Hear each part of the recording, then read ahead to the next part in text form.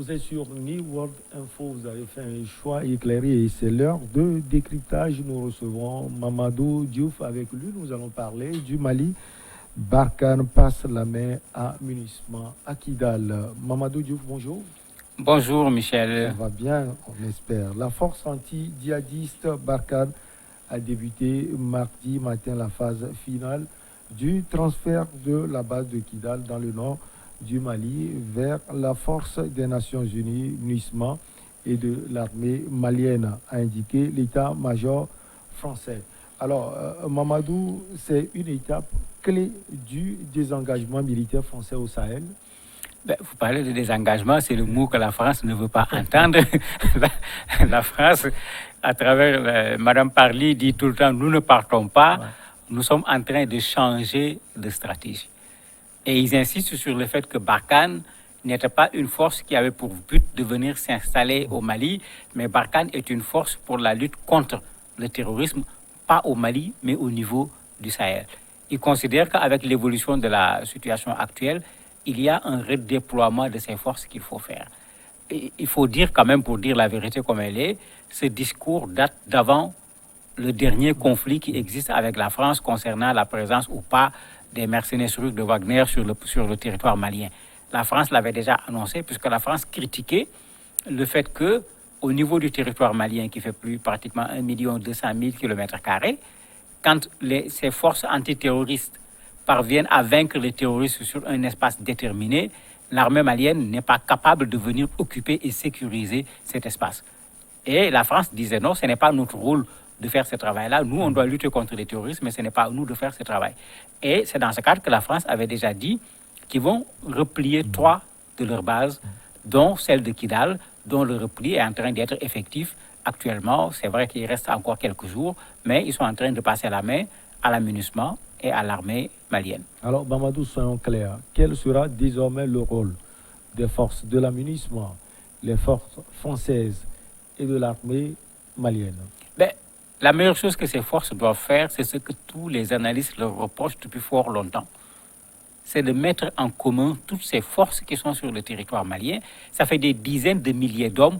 Et malgré la présence de ces dizaines de milliers d'hommes, tout le monde constate que le terrorisme ne diminue pas. Au contraire, il augmente et il s'étend sur le territoire malien. C'est vrai, ils n'ont plus d'emprise sur un territoire important, mais ils parviennent à frapper en plusieurs endroits, même parmi les militaires. La France, de plus en plus, veut se mettre dans 2 positions. Une des positions, c'est de ne pas être la seule force à être présente au Mali. Donc la France bouscule ses partenaires européens pour que la force Takuba soit bel et bien en place. La France va y contribuer à hauteur de 2500 à 3000 hommes. Le chiffre n'est pas encore précis, ce qui lui permet en ce moment de réduire son effectif de Barkhane qui est aujourd'hui à 5000 hommes. Mais ça, c'est à l'horizon 2023, ça ne se fera pas du jour au lendemain. Au niveau du Mali, de plus en plus, les Maliens réclament qu'on cède le territoire malien aux Maliens, que la défense du territoire soit faite par les Maliens. Ça ne va pas être facile parce que n'oublions pas que cette zone de Kidal que les Français sont en train de quitter, c'est plutôt la zone du MNLA.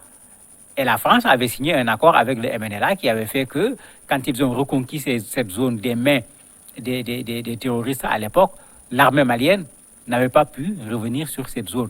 Et jusqu'à présent, c'est le cas. Mais pour ce camp-ci, il y a cette armée reconstituée qui fera partie des forces qui vont aller occuper ce camp de Kidal.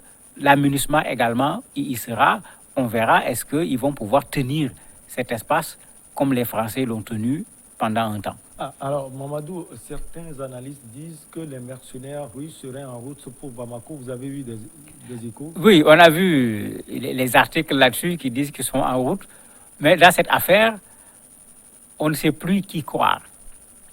Quand les Français parlent, vous avez l'impression qu'ils ont la certitude qu'il y a quelque chose. Quand les Maliens parlent de temps en temps, ils disent qu'il n'y a rien, vous n'avez pas la preuve.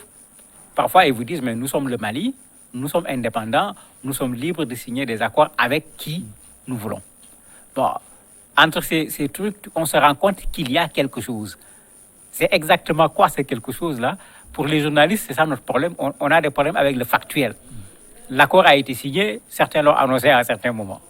On a même dit que l'ambassadeur russe a confirmé. Après, ça ne s'est pas révélé aussi vrai que ce qui avait été dit. Aujourd'hui, on annonce qu'ils sont en route. Il y a une logique, puisque quand on entendait les autorités maliennes parler, ils disaient qu'ils ne vont pas laisser la France partir et laisser cette zone-là vide. Ils vont continuer le combat, s'il le faut, avec d'autres partenaires.